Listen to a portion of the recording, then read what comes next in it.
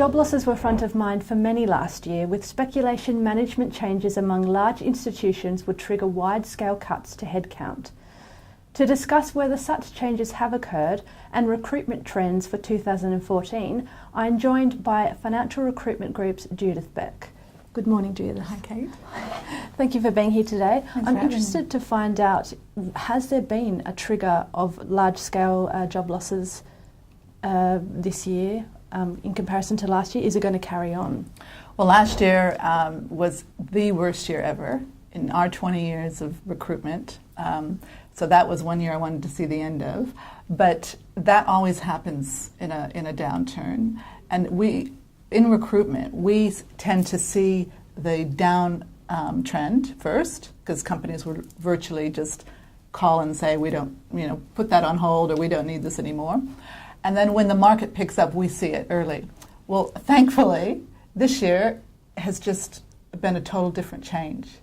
And companies are calling. I think they cut back so much in the last few years that they just simply can't go forward if they don't start doing recruitment again. So now we're seeing we need two of these, we need two of those, and we tend to do roles at the executive search level, but we still see the view of what's happening within the organization. So I think it's very positive this year going forward. Oh, that's fantastic news for the industry. Are there any particular areas, I suppose, as you said, you look for the executive level, are there any areas of industry that people are asking more recruits from? Well, definitely financial planning is a big area. So companies simply can't get enough financial planners. So we're finding that all the organizations are looking for financial planners, as well as the smaller companies and the growth companies. Okay. So financial planning definitely is a big area that we're seeing. That's quite interesting, because there seems to be a lot of commentators making comments that there's a shortage of planners, that there's going to be mass exodus of planners. That, from what you're saying, that doesn't seem to be the case. It seems that there really still is a need for advisors. Well, we probably saw a certain percentage go out, and then no new ones coming in. Mm-hmm. So now, because the market's picked up, it's time to get the new ones in. So therefore, companies are doing their recruitment, putting their recruitment strategies together to get planners and having different programs to bring and recruit planners in. So there's definitely a shortage, which is good. Yeah. I think probably because the smaller companies that might have been the one or two person businesses are now finding that they're getting more clients, it's busier. Some of the regional areas, mm-hmm. That they can bring on a new person. And is it just financial planners? Is it paraplanners as well? That has the flow-on effect, yeah. So that definitely. So we definitely have seen the increase on that as well, as far as what we're hearing in the market. Okay. And in terms in the funds management space, has there been much change there? There's a lot of restructure still going on, and change management going on within the larger organizations, but that opens up opportunities as well. So it's not a case of that, there's all of a sudden these mass redundancies. There could be redundancies in one particular area, but then there's opportunities in another area. So it's just part of their changing of what they need to do. So companies are probably quicker to change these days, because if something's not working, we need to change it quickly. Gone are the days that you'd wait 3 to 5 years to make a strategy plan. Companies are active, and they're doing things quickly. Do you think that's just on a case-by-case company basis, or is that driven by markets or just sentiment? It's driven by markets, but every company, from what I can tell, is pretty active in trying to act quickly if they see something's not working. So it might be that they do have to change a strategy that they thought was going to work to a new strategy, and that means changing a whole structure. And it might appear externally that a company is having issues or they're making people redundant, but in actual fact, they're probably just reorganizing.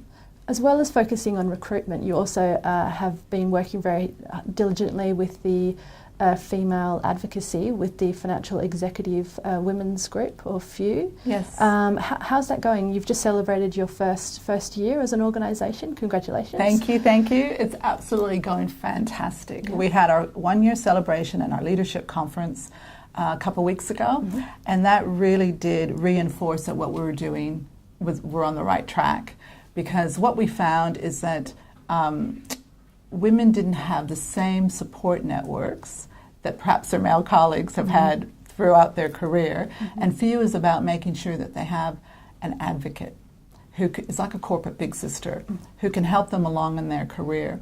We did a survey of 70 of our most senior members about 3-4 months ago, and we asked them, who's your go-to person?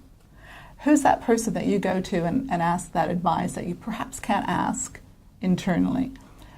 Less than 1% had a go-to person that would be outside of their partner or perhaps a friend, where the guys, by the time they get into senior management position, they have about 7 or 8 go-to people that they can pick up the phone and ask questions and ask advice. So at FEW, we want to make sure that women have an advocate who's outside of their own organization, who's walked a similar path at a more senior level, who can give them that little bit added advice and encouragement and guidance that they need, that's essential for them to get to the next portion of their career and to get to the goal they want to get to. So it's not about necessarily someone wanting to be the next managing director. That might not be their goal. It's the goal that they want to get to. If they want to be the next managing director, that's great too. We provide them with someone who will help them achieve that goal. So it's about making sure that what can we do. The arguments about quotas and versus merit that's up to the companies. The companies need to do what's right for them. What we want to do is help women get to where they want to get to on a day-to-day basis, and hopefully we get to the same place. So getting that message out that having diversity and having a diverse workforce is good for business. Full stop. That's what it should be about. And you need to have targets. You need to be able to know. You need to have. We say targets rather than quotas because we like to make sure that we have the positive part. Because everybody has to be engaged. It can't just be the women engaged. It has to be the men engaged in it, and the men have to see that this is good for business. So therefore, let's do it. FEW's there behind the scenes to help on the day-to-day, to help women. How do I get from A to B as a business person? Because not everything that happens is about gender, or should it be about gender? It should be about what do I need as a business person to get from A to B?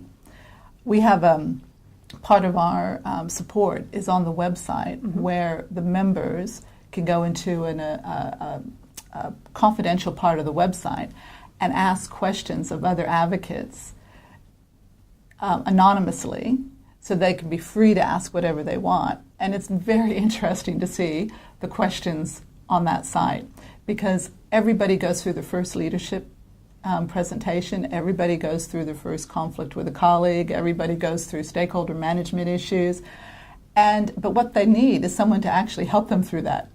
And so we're providing them with those advocates to do that. At the leadership conference, what was really, really impressive is that we had a positive progression of women award, and we got great submissions. But the person who won, Lauren Hyde from AMP, she's actually an advocate to 2 senior women outside of her own organization. Now, one of the submissions supporting her nomination was that I learned more from Lauren in my meetings than I did from my MBA. Now that's a powerful statement. Is, yeah. So that was like, we're on the right track. If people are feeling like they're getting more benefit from someone who has walked the walk, talked the talk, and the experience, who's going to give them a bit of tough love too. It's about giving tough love as well. That's what it's all about. So we think we're on the right track. Oh, that's fantastic. Well, all the best with it, and thank you so much for joining us today. Thank you.